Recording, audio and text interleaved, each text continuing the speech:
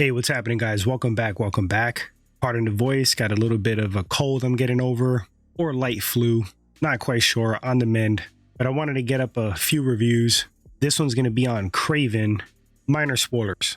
The Sony Marvel collab film did terrible at the box office.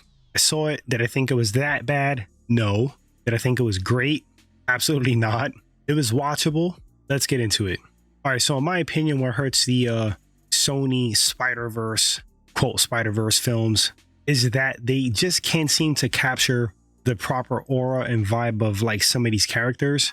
Some of these characters are darker characters like Morbius, Venom, and I understand that they want to make as much money as they can with ticket sales, so they keep it PG-13, but these characters deserve like an R rating setting, which is why Wolverine is so popular again right now with Hugh Jackman, because they went there. They put him in an R-rated setting, and the best aspects of the character could really shine, not watered down. So with the Sony Marvel films, I feel like they kind of stuck in like an old school cheesy superhero film vibe. MCU really hasn't been hitting lately like that. They definitely have been slipping, but as a whole, Marvel does know how to do it. But back on topic, Kraven itself, what are my likes about the film? I think the main actor, what's his name, Aaron Taylor Johnson, he's all right.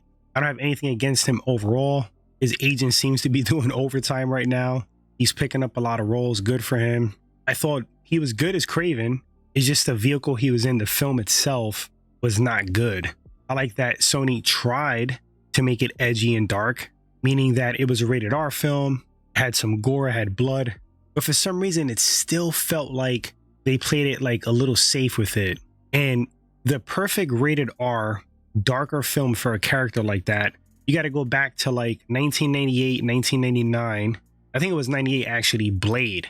Wesley Snipes as Blade. That first film was damn near perfection.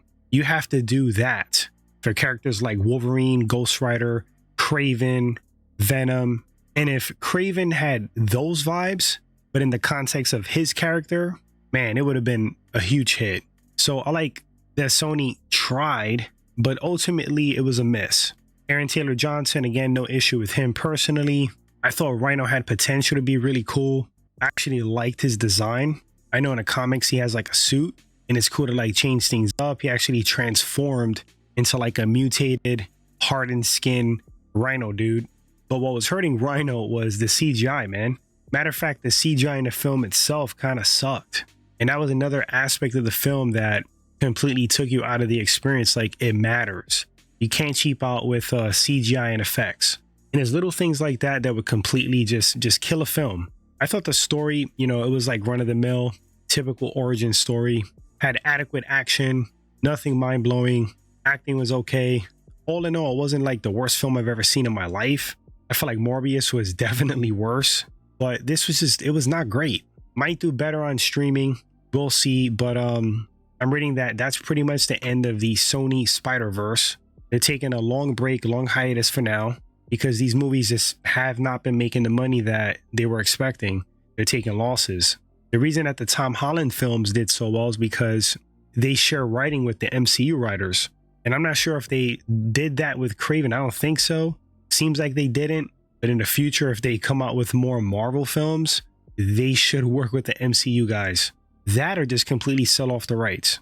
So if I can give it a letter grade, I'm going to say for what it is, just like an average watch, I'm going to give Kraven a C+.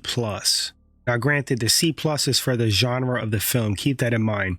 Superhero popcorn film. But guys, if you saw the movie, drop your thoughts. What did you think of it? What do you think they did well? Where do you think they went wrong with Kraven? Would you like to see Sony continue these Marvel films? Or are you happy that they're taking a break? Thanks for watching or listening. If you enjoy the content, hit that like button, subscribe. Appreciate it. Happy New Year. Catch you guys on the next one.